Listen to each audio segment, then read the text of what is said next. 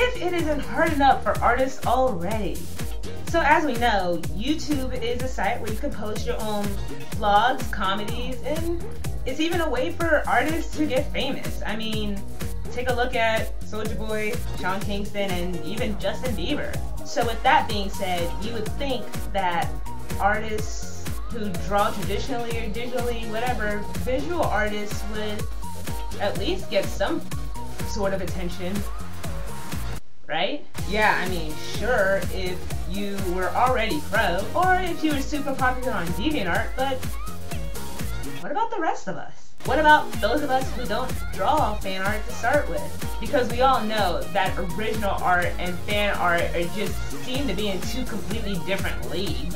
Or what about those of us who don't draw anime at all? Art plays a huge part of our lives, whether we know it or not. For me personally, it plays a huge part in my life. Other than music, well, let's see, I listen to jungle music, I listen to drum and bass, I listen to dubstep. Don't judge me. I spend a good deal of my time on YouTube just looking at speed drawing videos. If you actually check out my channel, in the playlist section, I actually have about 3 different videos that cater to speed drawing videos. It's intense. But for some odd reason, it just seemed really hard to come by. Related videos help, but if I want to find something in specific, I'm going to have to search for it. And personally for me, I'm not a huge fan of things like Naruto and Bleach and things like that. I'm more into like shows from kind of a while back, or shows that aren't even that popular. What if the search only gives you a limited number of videos for you to look at, in which the majority of the stuff that's posted on the YouTube that would say, hey look, this is supposed to be a speed drawing video, but the majority of the stuff listed on here as a search result is completely unrelated. Wait, I'm sorry. That's about 11! Oh god, whoa, I'm sorry guys, that was a horrible sneeze. Okay.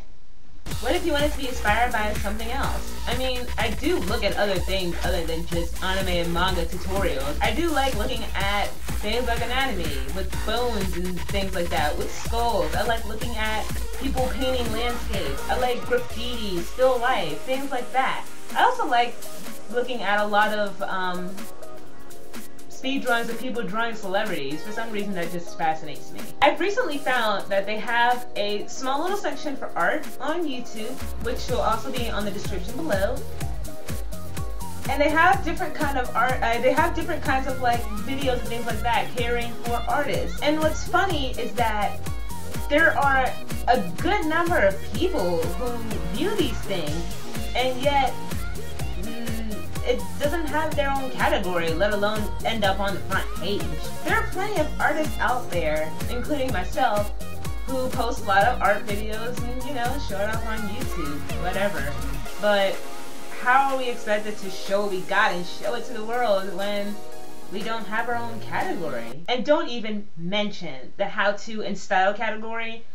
Number one, some of the art videos don't even fall into that category, and the majority of it is already bombarded with makeup tutorials. Right on the description below is a link to the Google Forms. I advise you guys to click on it, comment on it, let your voice be heard. I'm barely known.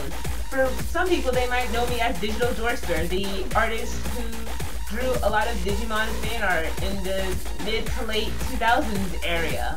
But doesn't hurt to try, right? I mean, my voice is still there. It's just one more person that's advising that we have a visual arts category. I may not be that one Mark Crilly or anything, but I mean, hey, I'm a person too.